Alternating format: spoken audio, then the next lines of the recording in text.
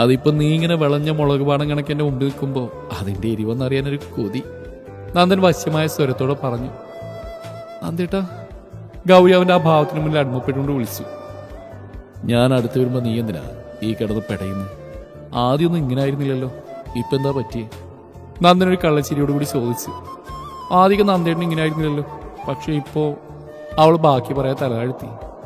പക്ഷേ ഇപ്പോ ബാക്കി പറയും, ഇപ്പൊ എന്താ കുഴപ്പം? അവൻ കാറ്റുപോലെ പതിയെ ചോദിച്ചു. അത് പിന്നെ ഞാൻ നന്ദേട്ടൻ. ഒന്നും പറയാൻ പറ്റാതെ ഗൗരി വിക്കി. നിനക്ക് എന്ന് മുതലാ പെണ്ണ് ഈ വിക്ക് തുടങ്ങി? എന്നാലും എനിക്കിഷ്ടമായി. അവൻ അവളെ നോക്കി പറഞ്ഞു. എന്ത്? ഗൗരി അവന്റെ കണ്ണുകളിലേക്ക് നോക്കി ചോദിച്ചു. ഞാൻ അടുത്ത് വരുമ്പോഴുള്ള ഈ വിക്കലും. അവൻ അവളുടെ തൊണ്ടക്കുള്ളിൽ ചൂണ്ടുവിരൽ കൊണ്ട് ഒന്ന് കുത്തി. പിന്നെ ഈ പരവേശവും. അവന്റെ കണ്ണുകൾ ശ്വാസനിശ്വാസത്താൽ ഉയർന്നാടുന്ന അവളുടെ ശരീരത്തിലൂടെ ഓടി നടന്നു.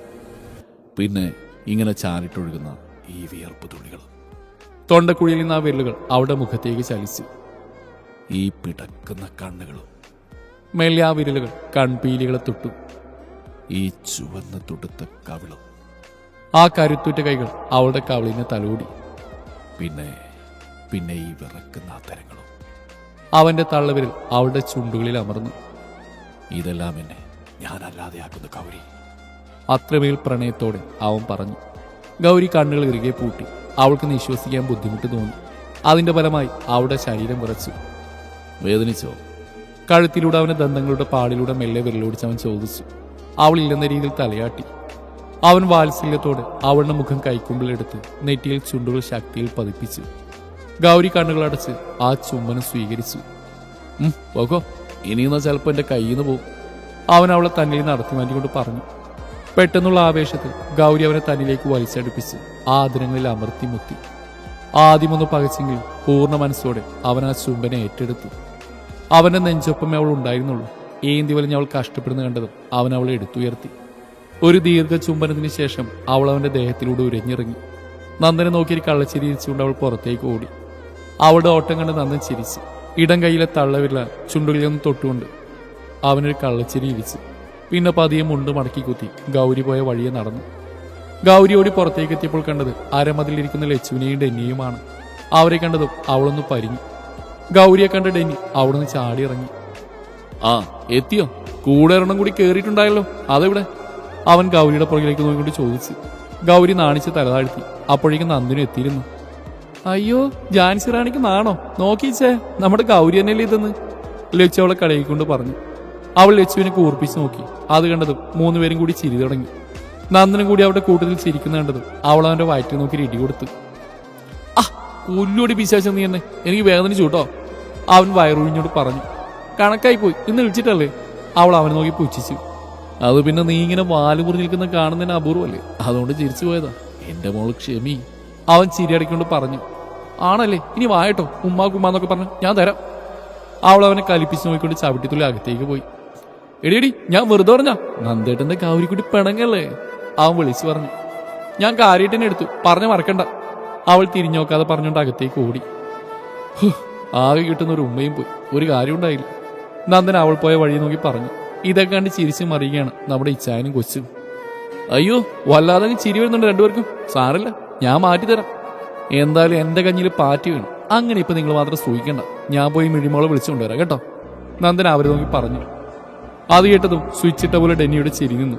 ലച്ചു അപ്പോഴും ചിരി അടക്കി പിടിച്ചിരിക്കുകയാണ്. മതിരി കിടന്ന് ചിരിച്ച് അതേ പോകാൻ നോക്കൂ, ഡെന്നി ലച്ചുവിനെ ഇടുപ്പിൽ പിടിച്ച് താഴ്ന്നെത്തിക്കൊണ്ട് പറഞ്ഞു. ലച്ചു ഒരു ചിരിയോടെ അകത്തേക്ക് ഓടിക്കയറി. നന്ദനും ഡെന്നിയും ഒന്നും അറിയാത്ത പോലെ മുൻവശത്തേക്ക് നടന്നു. അവരകത്തേക്ക് കയറുമ്പോൾ കളിയൊക്കെ കഴിഞ്ഞ് എല്ലാവരും ചായകുടിയിലാണ്. അവരെ കണ്ടത് മിഴിയും തലപൊക്കി രണ്ടുപേരെയും നോക്കി. കൂട്ടുപ്രതികൾ ഒന്നറിയാത്ത പോലെ ടൈഗർ ബിസ്ക്കറ്റിനെ ചായയിൽ മുക്കിക്കൊല്ലുന്ന തിരക്കിലാണ്. എവിധ ആയിരുന്നു? മിഴി അവരെ നോക്കി ചോദിച്ചു. ഓ, നീ എന്തിനാ ഞങ്ങളുടെ കാര്യം അന്വേഷിക്കുന്നത്? നീ ഇപ്പൊ എതിർ ടീമിലല്ലേ? നന്ദൻ മിഴിയുടെ മുന്നിലിരിക്കുന്ന പ്ലേറ്റിൽ ബിസ്ക്കറ്റ് എടുത്തുകൊണ്ട് പറഞ്ഞു. മിഴി അവന്റെ കയ്യിൽ തല്ലു വെച്ചു കൊടുത്തു. ഞാൻ ചോദിച്ചിനി ഇതല്ല മരുവരി, 4 പേര് എവിടെയായിരുന്നു? മിഴി ഗൗരവത്തിൽ ചോദിച്ചു. 4? നിന്നാരെ എണ്ണാൻ പഠിപ്പിച്ച്? ഞങ്ങൾ 2 പേരല്ലേ ഉള്ളൂ. അയ്യേ, ചമ്മി പോയേ, നന്ദൻ അവളെ കളിയാക്കി. നന്ദച്ചൻ വരുത് ഓവരാവണ്ട, ഞാൻ പറഞ്ഞ ലച്ചുവിന്റെയും കോതിയുടെയും കാര്യ, മിഴി വ്യക്തമായി കൊടുത്തു. ഞെട്ടി 4 പേര് ഞെട്ടി. അവരുടെ കാര്യം ഞങ്ങൾക്ക് എങ്ങനെ അറിയാം? നീയല്ലേ അവരുടെ ബോഡി ഗാർഡ്? ഡെന്നി പതർച്ച മറച്ചു വെച്ചുകൊണ്ട് പറഞ്ഞു. അയ്യോ പാപ്പു, ഒന്നും അറിയാത്ത പോലെ പറയണ്ട, ഞാൻ കണ്ടില്ല നിങ്ങൾ ഇവരെയും കൊണ്ട് പോനത്, മിഴി പറഞ്ഞു. അതോടെ എല്ലാവരുടെയും വായടഞ്ഞു. ആ മതി മതി, നാണല്ലോടാ കൊച്ചിനെ കൊണ്ട് പറയിക്കാൻ. നിങ്ങളോട് പറഞ്ഞിട്ട് കാര്യമില്ല, വന്നിട്ട് ചായ കുടിക്കേ, അതേലും നടക്കട്ടെ. ട്രീസ് ഇടപെട്ട് പ്രശ്നം ഒതുക്കി. അവർ രണ്ടുപേരും മിഴിയെ നോക്കിയൊന്ന് പുച്ഛിച്ച് ചായ കുടിക്കായിരുന്നു. മിഴിയും തിരിച്ച് പുച്ഛിച്ചു. അല്ല, നീ എങ്ങനെയാ അവരെ കണ്ടത്? നീ കണ്ണുപൊത്തി എണ്ണലായിരുന്നോ? പ്രഭാകരൻ സംശയത്തോടെ ചോദിച്ചു. ആദ്യം ഞാൻ നിങ്ങൾ ഒളിച്ചിരുന്നത് കാരണം കണ്ണു തുറന്ന് നോക്കിയതാ. മിഴി ഒരു ഭാവവ്യത്യാസമുള്ള പറഞ്ഞുകൊണ്ട് ഡെന്നിയുടെ അടുത്തേക്ക് നടന്നു. ഡെന്നി അവളെ കണ്ടതും എന്താണെന്നുള്ള അർത്ഥത്തിൽ ചോദിച്ചു.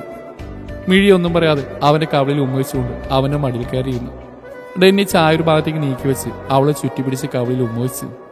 പപ്പി അതിവേനം, മിഴി ബിസ്ക്കറ്റ് കാണിച്ചുകൊണ്ട് പറഞ്ഞു. ഡെന്നി വേഗം ബിസ്ക്കറ്റ് ചായൽ മുക്കി ചൂടാറ്റി മിഴിക്ക് കൊടുത്തു. അവരുടെ സ്നേഹം കണ്ട് ബാക്കിയുള്ളവരിരുന്നു. പിറ്റേന്ന് തന്നെ എല്ലാവരും കല്യാണത്തിന് ഡ്രസ്സ് എടുക്കാനായി പോയി. അധികം ആർഭാടൊന്നും ഇല്ലാത്തതുകൊണ്ട് സിമ്പിൾ ഡ്രസ്സാണ് എല്ലാവർക്കും എടുത്തത്. ഭദ്രയുടെ ആഭരണങ്ങളുള്ളതുകൊണ്ട് വേറൊന്നും വാങ്ങാൻ ലിസ്റ്റ് സമ്മതിച്ചില്ല. ഡെന്നി അവൾക്കൊരു മിന്നിമാല വാങ്ങി. മിഴിക്കൊരു മാലയും കമ്മലും ഒരു ജോഡി കൊലുസും വാങ്ങിച്ചു. ആവശ്യമുള്ളതെല്ലാം വാങ്ങി പുറത്തുനിന്ന് ഭക്ഷണം കഴിച്ച് അവരെത്തിയപ്പോൾ തന്നെ രാത്രിയായിരുന്നു. ക്ഷീണം കാരണം എല്ലാവരും വേഗം കിടക്കാൻ പോയി.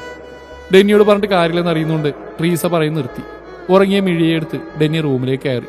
അവന് പുറകെ ലച്ചു. അങ്ങനെ ഒരു ദിവസം കൂടി കഴിഞ്ഞാൽ എല്ലാവരും കാത്തിരിക്കുന്ന അവരുടെ കല്യാണം വരവായി.